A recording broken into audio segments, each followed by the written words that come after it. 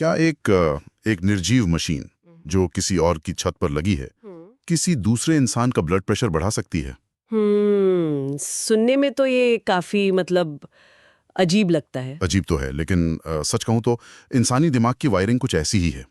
मतलब हम एक ऐसी प्रजाति हैं जो अक्सर अपनी खुद की सफलताओं से ज्यादा दूसरों की उपलब्धियों को देखकर विचलित हो जाती है। बिल्कुल।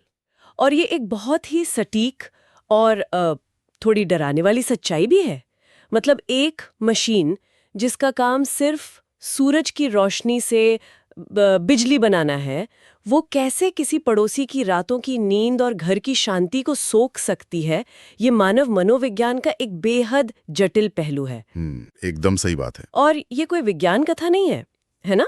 बल्कि ये हमारे आसपास रोज घटने वाली वास्तविकता है। ठीक है, तो चलिए इस पर गहराई से विचार करते हैं। आज की इस गहन चर्चा का विषय ठीक यही मनोवैज्ञानिक पहेली है। हम बात करने वाले हैं सामाजिक तुलना यानी सोशल कंपैरिजन की, हमारी उस गहरी आदत की जो हमें कभी खुश रहने ही नहीं देती। सही कहा। और सबसे महत्वपूर्ण बात, हम उस सजग जीवन या अवेयरनेस के साथ जीने की कला को भी समझने की कोशिश करेंगे। हाँ, जो इस आदत का एकमात्र एंटीडोट है। बिल्कुल। और हमारे पास इन विषयों पर चर्चा करने के लिए आज सजग जीवन नाम की YouTube चैनल से लिए गए दो बहुत ही दिलचस्प वीडियो अंश हैं जो इस पूरी गुत्थी को सुलझाने का काफी अच्छा प्रयास करते हैं। हाँ, और इन स्रोतों की सबसे अच्छी बात मुझे ये लगी कि ये किसी भारी भरकम अकादमिक शोध या मनोविज्ञान की किसी जटिल किताब से शुरू नहीं होते। बिल्कुल नहीं। ये शुरू होते हैं हमारे रोजमर्रा के जीवन की एक बहुत ही साधारण, एकदम जमीनी कहानी से। एक ऐसी घटना जिसे हम शायद रोज देखते हैं, लेकिन उस पर कभी ध्यान नहीं देते। बिल्कुल। तो सीधे उसी जमीनी कहानी पर आते हैं जिसने इस पूरे दर्शन को जन्म दिया। स्रोत के अनुसार चैनल का नरेटर अपने एक दोस्त के घर मिलने जाता है। अच्छा। और वहां बैठकर वे सामान्य बातचीत कर रहे होते हैं, लेकिन नरेटर को महसूस होता है कि उसका दोस्त आज कुछ ज्यादा ही परेशान है, काफी तनाव में है। अब आमतौर पर जब कोई दोस्त तनाव में होता है तो हम सोचते हैं कि शायद नौकरी में कोई दिक्कत होगी। हाँ, या कोई आर्थिक समस्या होगी, या शायद परिवार में कोई बड़ी त्रासदी हुई होगी। लेकिन जब नरेटर परेशानी का कारण पूछता है तो जवाब कुछ और ही निकलता है। और वो जवाब क्या है? परेशानी का कारण बस इतना है कि उनके पड़ोस में रहने वाले शर्मा जी ने अपने घर की छत पर एक नया सोलर पैनल लगवा लिया है। अरे बाप रे! हाँ, और यहीं से कहानी में वो नाटकी मोड़ आता है जिसका हम इंतजार कर रहे थे। दोस्त नरेटर को बताता है कि शर्मा जी के घर सोलर पैनल लगने के बाद से उसकी माताजी की प्रतिक्रिया कितनी हैरान करने वाली है। घर से बाहर जाती हैं, शर्मा जी की छत की तरफ देखती हैं। अच्छा। और फिर अंदर आकर एक गहरी सांस लेते हुए कहती हैं, देखो बगल में सोलर पैनल लग गया। और ये सिलसिला कोई एक बार नहीं होता, पूरा दिन चलता है। हाँ, बल्कि उस दिन कई बार चलता है, बार बार बाहर जाना और अंदर आना। यहाँ जो सबसे रोचक बात है वो है उस प्रतिक्रिया का दोहराव। वो बार बार एक ही चीज करना। बिल्कुल, बार बार बाहर जाना और उसे देखना। ये दर्शाता है कि दिमाग किसी नई चीज को सिर्फ देख नहीं रहा है। तो क्या कर रहा है? वो उसे एक खतरे के रूप में प्रोसेस करने की कोशिश कर रहा है। एक खतरा, एक सोलर पैनल से? हाँ, मनोवैज्ञानिक रूप से। और ये खतरा अगले दिन और भी बड़ा रूप ले लेता है। स्रोत बताता है कि घर में होने वाली हर छोटी बड़ी बातचीत में, चाहे बात खाने की हो रही हो या मौसम की, माताजी बात को घुमा फिरा कर एक ही ताने पर ले आती हैं। देखो, शर्मा जी ने सोलर पैनल लगवा लिए और हम लोग ऐसे ही बैठे हैं। एकदम सही, हम लोग ऐसे ही बैठे हैं। ये बहुत ही भारी वाक्य है, हम लोग ऐसे ही बैठे हैं। अब इस स्थिति को संभालने के लिए वो दोस्त अपनी माताजी को बहुत ही तार्किक रूप से, लॉजिक के साथ समझाने की कोशिश करता है। हाँ, जो कि एक नॉर्मल इंसान करेगा। बिल्कुल। वो पूरी व्यवहारिकता के साथ कहता है कि देखिए, हमारी और शर्मा जी की आर्थिक और पारिवारिक परिस्थितियां अलग अलग हैं। हमारे पास अभी सोलर पैनल लगवाने का सही समय नहीं है, और कोई जरूरत भी नहीं है अभी। हाँ, और जब भविष्य में हमारी परिस्थितियां सही होंगी, पैसे होंगे, तो हम भी इससे लगवा लेंगे। देखा जाए तो ये एक बहुत ही सधा हुआ, तार्किक और सही जवाब है ना? लेकिन इस पूरे तर्क का उनकी माताजी पर रत्ती भर भी असर नहीं होता। बिल्कुल नहीं। उनकी घबराहट और वो जो ताने हैं वो वैसे ही चलते रहते हैं। इस स्थिति को देखकर मुझे अब एक विचार आ रहा है। बताइए। और जो रेट है उसमें भी ज्यादा फर्क नहीं आया। जुम्मे को याद है, जब मैं छोटा था तो उस टाइम पे जो भी रेट था उससे शायद अब 15 या 20 रुपए कुछ ऊपर नीचे हुआ होगा। अगर अपनी ड्रिंक भी लाने जा रहे हो, कुछ खाने के लिए भी जा रहे हो, आपको स्टेज पूरा बाकायदा दिख रहा है। You are not missing any part of the concert. ये एक बहुत ही बेहतरीन उदाहरण है। फोन वही है, लेकिन उसकी कथित कीमत हमारे दिमाग में गिर गई है, हाँ, क्योंकि तुलना के लिए एक नया पैमाना सामने आ गया है। लेकिन एक मिनट, मुझे यहाँ थोड़ी सी उलझन हो रही है। क्या ये सिर्फ साधारण ईर्ष्या यानी जेलसी नहीं है? मतलब? मेरा मतलब है पड़ोसी की खुशी या तरक्की देखकर जलना तो इंसानी फितरत है। हम इसके पीछे कोई बहुत बड़ा मनोविज्ञान क्यों खोज रहे हैं? माता जी को सीधे सीधे जलन हो रही है, बस इसमें इतना सोचने वाली क्या बात है? देखिए, जलन तो सिर्फ एक ऊपरी लक्षण है, जैसे जैसे बुखार होता है ना, बिल्कुल वैसे। अच्छा। असल सवाल यह है कि बुखार आया क्यों? इंसान का दिमाग इस तरह से तुलना करने के लिए आखिर प्रोग्राम क्यों किया गया है? ये सोचने वाली बात है। अगर हम विकासवादी मनोविज्ञान यानी एवोल्यूशनरी साइकोलॉजी की बात करें तो हजारों साल पहले हमारे पूर्वज छोटे छोटे कबीलों में रहते थे। हाँ, वो हंटर गैदरर वाले समय में। बिल्कुल। उस समय समाज में आपकी हैसियत या आपकी रैंक तय करती थी कि आपको खाने का कितना हिस्सा मिलेगा या आपकी सुरक्षा कितनी पक्की होगी। मतलब समूह में पीछे रहने का सीधा अर्थ था मौत का खतरा। एकदम सटीक। उस समय रैंक में नीचे खिसकने का मतलब था सर्वाइवल का खतरा।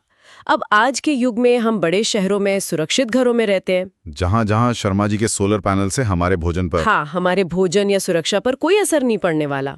लेकिन हमारे दिमाग का वो पुराना अलार्म सिस्टम आज भी वही है। वो अभी भी उसी तरह बचता है। हाँ, जब माता जी कहती हैं हम लोग ऐसे ही बैठे हैं, तो उनका दिमाग असल में ये कह रहा है कि पड़ोसी आगे निकल गया, हमारा रैंक कम हो गया और ये हमारे अस्तित्व के लिए खतरा है।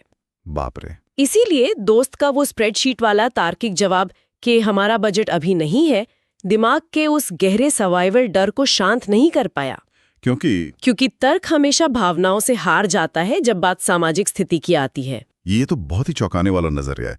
इसका मतलब है कि दिमाग उस सोलर पैनल को पर्यावरण बचाने वाली मशीन नहीं, बल्कि हैसियत कम करने वाले एक हथियार की तरह देख रहा है। बिल्कुल, एक खतरे की तरह। इसी बात पर मुझे एक और ख्याल आ रहा है। हम इंसान, मतलब हम सब, अपने घरों की सुरक्षा के लिए कितनी मेहनत करते हैं। दरवाजों पर मजबूत ताले लगाते हैं, खिड़कियों पर ग्रिल लगाते हैं। हाँ, ग्रिल लगाते हैं ताकि हमारी भौतिक संपत्तियां सुरक्षित रहें। लेकिन दूसरी तरफ हम अपने दिमाग के दरवाजे पूरी तरह से खुले छोड़ देते हैं। बहुत गहरी बात है ये। हम पड़ोसियों को, रिश्तेदारों को या सोशल मीडिया पर बैठे अनजान लोगों को ये पूरी छूट दे देते हैं कि वे अपनी किसी नई कार, किसी ट्रिप की फोटो या एक सोलर पैनल के जरिए हमारे दिमाग में घुसें और हमारी मानसिक शांति को और हमारी सारी मानसिक शांति को लूट लें। क्या हम इसे खुशियों की आउटसोर्सिंग नहीं कह सकते? खुशियों की आउटसोर्सिंग, ये इस पूरी स्थिति को समझाने के लिए एक बहुत ही सटीक और शानदार शब्द है ना?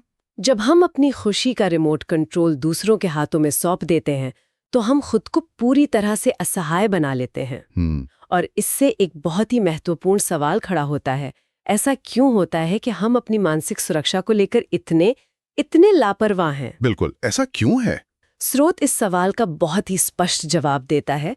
नरेटर जब अपने दोस्त के घर से वापस लौटता है तो वो इसी विचार में डूब जाता है कि किसी और की खुशी हमें तकलीफ क्यों देती है। और उसे क्या जवाब मिलता है? वो इस निष्कर्ष पे पहुंचता है कि ऐसा तब होता है जब हम अपने आप को ढंग से समझने की कोशिश नहीं करते हैं। हाँ, मुझे याद है।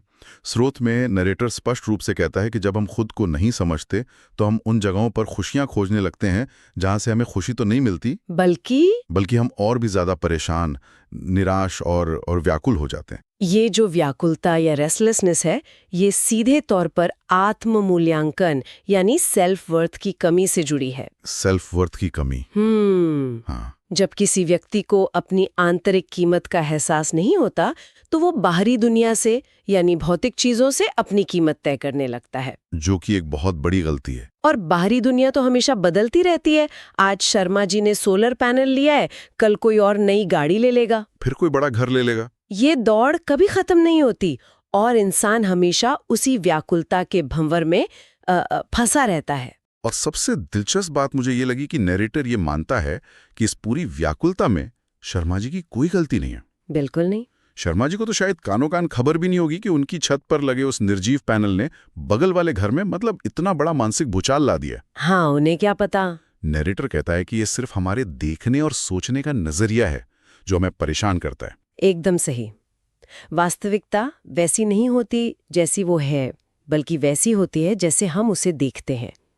अगर माताजी का नजरिया अलग होता, अगर वे खुद में सुरक्षित महसूस करती, तो शायद वो खुश होती। हाँ, तो वे शायद ये सोचती कि चलो अच्छा है, शर्मा जी ने पर्यावरण के लिए एक अच्छा कदम उठाया है। बिल्कुल।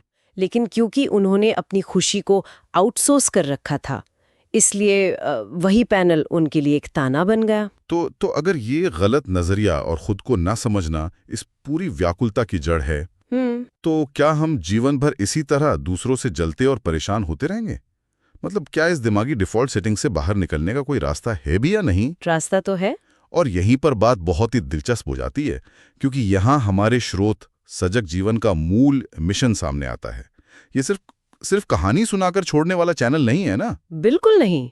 ये एक समाधान प्रस्तुत करता है। हाँ। जब हम समस्या की जड़ तक पहुंच जाते हैं कि परेशानी बाहर नहीं हमारे भीतर है, तो समाधान भी भीतर ही खोजना पड़ता है। सही बात है। नरेटर स्पष्ट करता है कि सजग जीवन का उद्देश्य महज वीडियो बनाना नहीं है।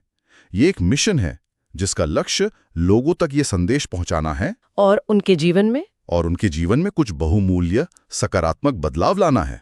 लेकिन जो बात मुझे यहाँ सबसे ज्यादा प्रभावित करती है वो है नरेटर की ईमानदारी। वो कैसे? आमतौर पर जब हम किसी मोटिवेशनल स्पीकर या जीवन सुधारने वाले व्यक्ति को सुनते हैं तो ऐसा लगता है जैसे वो किसी ऊंचे पहाड़ पर बैठा है। हाँ, जैसे सब कुछ जान लिया हो, है ना? उसे सारा ज्ञान प्राप्त हो चुका है और वो हम जैसे अज्ञानी लोगों को बस उपदेश दे रहा है। हाँ, एक गुरु और शिष्य वाला माहौल बन जाता है जो कई बार बहुत नकली भी लगता है। बिल्कुल, बहुत नकली लगता है। लेकिन यहाँ नरेटर ऐसा कुछ दावा नहीं करता।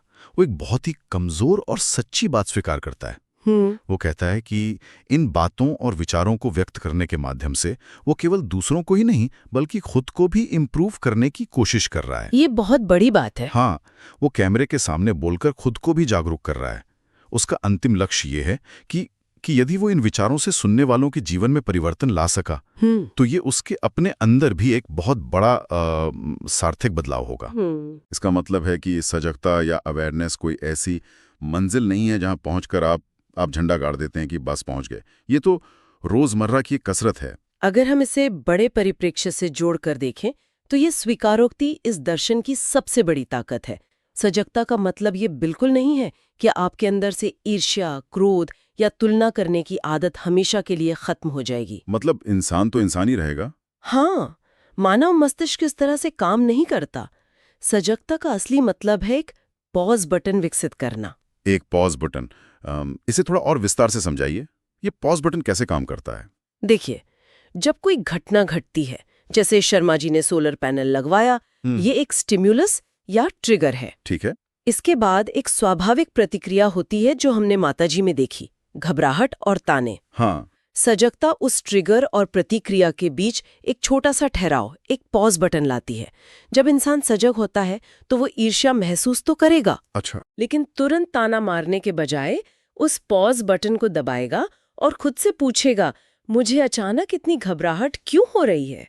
क्या सच में मेरी जिंदगी सिर्फ इसलिए खराब हो गई क्योंकि पड़ोसी ने कुछ नया खरीद लिया? अरे वाह! इस छोटे से ठहराव में ही इंसान अपनी खुशी का रिमोट कंट्रोल वापस अपने हाथों में ले लेता है। क्या बात है! ये पॉज बटन वाली बात बहुत ही गहरी है। मतलब अगर माताजी के पास वो सजगता वाला पॉज बटन होता तो क्या होता? तो शायद वे समझ पाती कि उनका डर पीछे छूट जाने का है, ना कि सोलर पैनल ना होने का। और जब हम अपने डर को पहचान लेते हैं तो वो हम पर हावी नहीं हो पाता। बिल्कुल सही। यही सजग जीवन का असली मिशन है, अपनी नजर को बाहरी दुनिया की चकाचौंध से हटाकर अपने भीतर की गहराइयों में मोड़ना। जब हम अपना सारा ध्यान खुद को बेहतर बनाने में लगा देते हैं तो दूसरों की छत पर क्या लगा है ये देखने की ना तो फुर्सत बचती है और ना ही कोई जरूरत महसूस होती है। और यही वो बहुमूल्य सकारात्मक बदलाव है जिसकी नरेटर बात कर रहा है। जब समाज का हर व्यक्ति खुद को सुधारने पर काम करेगा तो वो सामाजिक तुलना वाली दौड़ अपने आप खत्म हो जाएगी। तो इन सब का असल मतलब क्या है? आज की इस चर्चा में हमने बहुत कुछ खंगाला है। हाँ, काफी कुछ कवर किया। हम एक साधारण से पड़ोस के किस्से से शुरू हुए जहां एक सोलर पैनल ने घर की शांति भंग कर दी थी। फिर हमने उस विकासात्मक मनोविज्ञान को समझा कि कैसे हमारा दिमाग आज भी खुद को एक आदिमानव वाले कबीले में समझता है। बिल्कुल, जहां दूसरों की तरक्की हमें अपने अस्तित्व के लिए खतरा लगती है। हमने खुशियों की आउटसोर्सिंग जैसी गंभीर भूल पर चर्चा की, जहां हम अपनी मानसिक शांति की चाबियां दूसरों को दे देते हैं। सही बात है। और अंत में हमने ये जाना कि इन सब का एकमात्र इलाज सजगता का वो पॉज बटन है, जो हमें बाहरी चकाचौंध से हटाकर आंतरिक शांति की ओर ले जाता है। ये पूरी चर्चा हमें इस बात का एहसास कराती है कि बाहरी दुनिया हमेशा हमें अपनी ओर खींचने की कोशिश करेगी। हमेशा। विज्ञापन, सोशल मीडिया और पड़ोसियों की नई नई उपलब्धियां हमेशा हमारे दिमाग के दरवाजे खटखटाएंगी, लेकिन ये तय करना पूरी तरह से हमारे हाथ में है कि हम उस दरवाजे को खोलते हैं या नहीं। ये एकदम सच है। तो क्यों ना हम इस चर्चा का अंत एक ऐसे विचार के साथ करें जो इस पूरे मुद्दे को एक नए नजरिए से पेश करता है। बताइए। हम सब जीवन में बड़ी बड़ी लग्जरी चीजें चाहते हैं, बड़ी गाड़ियां, महंगे फोन और हाँ, शानदार सोलर पैनल भी। स्वाभाविक है। लेकिन अगर हम गहराई से सोचें, अगर दूसरों की सफलताएं और उनकी खरीदी हुई चीजें इतनी आसानी से हमारी रातों की नींद उड़ा सकती हैं, हाँ, तो शायद जीवन की सबसे बड़ी और सबसे महंगी लग्जरी कोई भौतिक वस्तु है ही नहीं। तो फिर सबसे बड़ी लग्जरी क्या है? अरे वाह! जरा सोचिए, अगर हम जीवन में दूसरों से अपनी तुलना करना पूरी तरह से बंद कर दें, तो हम अपनी कितनी मानसिक ऊर्जा को नष्ट होने से बचा लेंगे। बहुत ज्यादा। वो ऊर्जा जो हम ईर्ष्या और व्याकुलता में बर्बाद करते हैं, अगर वो बच जाए तो शायद वो इतनी असीमित और शक्तिशाली ऊर्जा होगी जितनी दुनिया का कोई भी बड़े से बड़ा सोलर पैनल कभी पैदा ही नहीं कर सकता। ये सचमुच एक बहुत ही शक्तिशाली और विचारोत्तेजक निष्कर्ष है। तुलना न करने की आजादी ही इंसान की सबसे बड़ी उपलब्धि है। बिल्कुल। और इसी ऊर्जा से भरे विचार के साथ हम आज की इस गहन चर्चा को यहीं विराम देते हैं। इस सफर में हमारे साथ जुड़ने के लिए और मानव मनोविज्ञान की इन गहरी परतों को समझने की इस कोशिश का हिस्सा बनने के लिए सभी सुनने वालों का बहुत बहुत धन्यवाद। धन्यवाद। उम्मीद है कि अगली बार जब आसपास कोई नया सोलर पैनल या कोई नई गाड़ी दिखेगी, तो वो पॉज बटन जरूर काम करेगा।